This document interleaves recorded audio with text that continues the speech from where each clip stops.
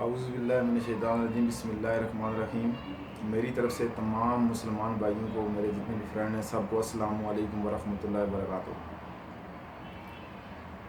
اور میری تمام دوستوں سے یہ اپیل ہے کہ میرا یہ پیغام زیادہ سے زیادہ شیئر کریں تاکہ میری یہ آواز وقت کے جو حاکم ہیں ان تک پہنچانے میں میری مدد کریں۔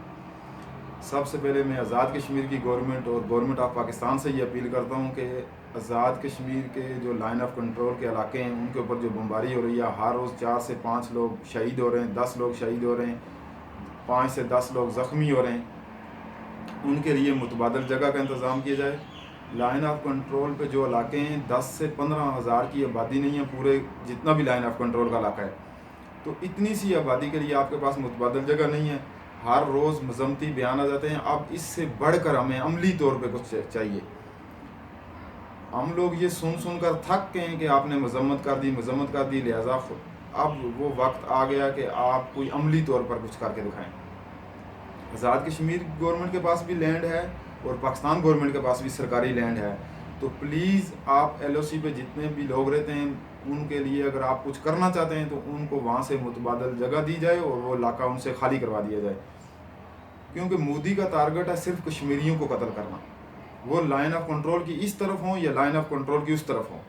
تو لہٰذا گورنمنٹ سے میری یہ اپیل ہے کہ پلیز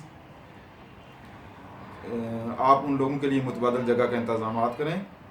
اور اس کے ساتھ میرا مودی کے لیے یہ پیغام ہے کہ خدارا 1931 سے یہ جو تحریک شروع ہوئی جس میں 22 مسلمانوں نے اذان مکمل کرنے کے لیے اپنی جان کا نذرانہ پیش کیا، یہ مسلمانوں کی تاریخ میں ایک منفرد واقعہ ہے۔ مودی کو اس پہ سوچنا چاہیے کہ آپ مسلمانوں پہ اتنا ظلم کرو جتنا آپ برداشت کر سکو۔ مودی یہ سن لو، یہ کشمیری کی تمہیں للکار ہے کہ تمہارے مندروں میں گھنٹیاں بجانے والا کوئی نہیں بچے گا۔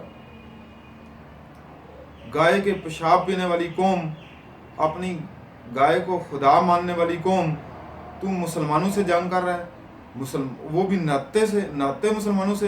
ہمت آیا تو جنگ کر کے دیکھ۔